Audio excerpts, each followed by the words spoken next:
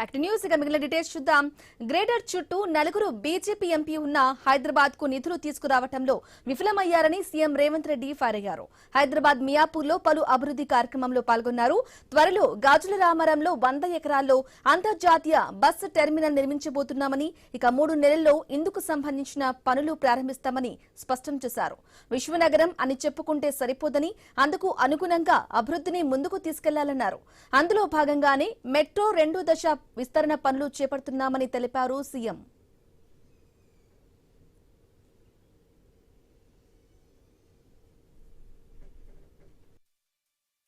ఇయాల అభివృద్ధి ప్రణాళిక పేదల అవసరాలు తీర్వాలి.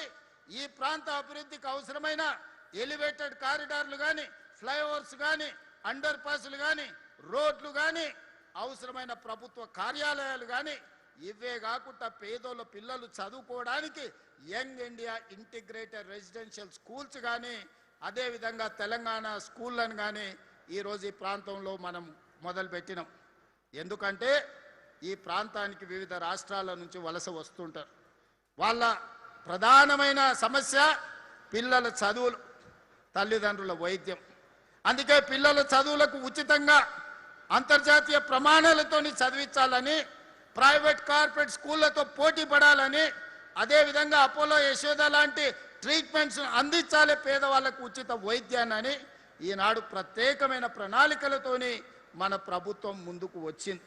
అందుకే ఈరోజు నేను అడుగుతున్న మిత్రులారా, నిన్న మన కేంద్ర ప్రభుత్వం లేదా కేంద్రంలో అధికారంలో ఉన్న నాయకులను, చేవెళ్ళ ఎంపీ వాళ్ళే, మెదక్ ఎంపీ వాళ్ళే, మల్కాజ్గిరి ఎంపీ వాళ్ళే, సికింద్రాబాద్ నుంచి ఎంపీఏ కాదు కేంద్ర మంత్రిగా ఉన్నాడు. ఈడున్న నలుగురు పార్లమెంట్ సభ్యులు ఈ ప్రాంత ప్రజలు ఓటేసి గెలిపించారు.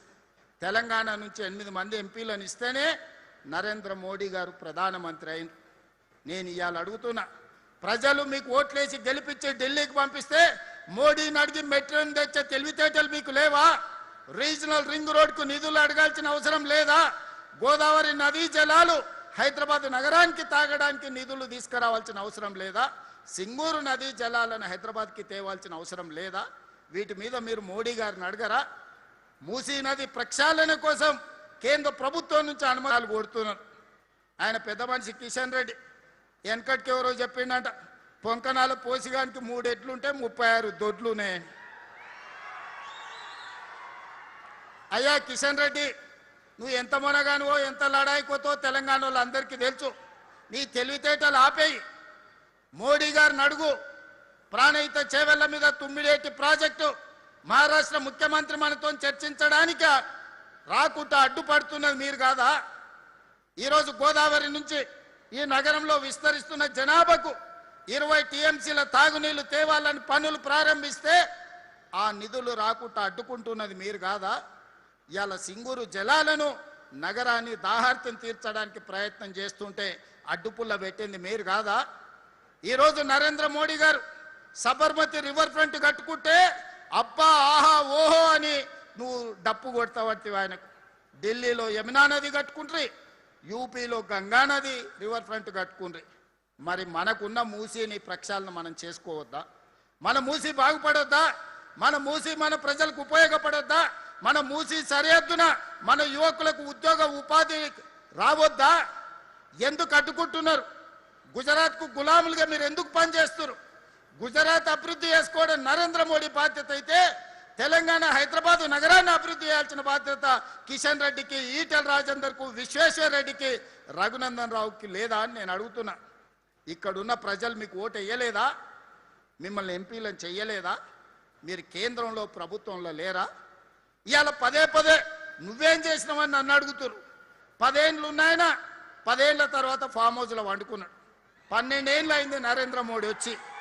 2 ఏళ్లలోనే ఏమి చేయలేదని నన్ను అడుగుతున్నారు కదా. అసెంబ్లీకి రాండి. 10 ఏళ్లలో ఆయన ఏం చేసిండో, 12 ఏళ్లలో మోడీ ఏం చేసిండో, 2 ఏళ్లలో నేనేం చేసిండో నేను చర్చ పెడతా. మా పిఎస్సి చైర్మన్ అరకపూడి గాంధీ గారితోనే నేను సమాధానం ఇప్పిస్తా. 2 ఏళ్లలో ఏమేమి పనులు చేసినో, ఏమేమి విధాన నిర్ణయాలు చేసినో, ఏ విధంగా మన రాష్ట్ర అభివృద్ధి కోసం ప్రణాళికలు సిద్ధం చేసినో అసెంబ్లీలో 4 రోజులు దీని మీదనే చర్చ పెడతాం. మీరు రాండి, చర్చ చేద్దాం. ఇలా తప్పించుకోవడం మీ చేతనే అవుతుంది అనుకుంటున్నాం. కానీ ఎలుకకు పొగబెట్టి బయటకు ఎట్లా తేవాళ్ళో మా కార్యకర్తలందరికీ తెలుసు. మీరు అనుకుంటున్నారేమో ఎప్పటికీ మోసం చేస్తామని. వాళ్ళని చూడురి, మున్సిపల్లో చిన్న వార్డు మెంబర్కి ఎన్నికలు ఉంటే మోడీకి చూసి ఓటేయండి అంటారు. నేను అడుగుతున్న కిషన్ రెడ్డి గారిని, మన మోరీలో మురికి తీయాలంటే మోడీ వస్తాడే? ఈడున్నోడు ఎవడన్నా చక్కనైనోడు ఉండాలి. పెళ్లి పెద్దను చూసి పిల్లగానికి పిల్లని ఇస్తే వాడు సంసారం చేయకపోతే పెళ్లి పెద్దని అడుగుతామా? ఇవాళ ఈడ ఓట్లు వేసేటోడు మనకు పని చేసేటోడు అయి ఉండాలి, మనకు అందుబాటులో ఉన్నోడు కావాలి, మన సమస్యలు తెలిసినోడు కావాలి.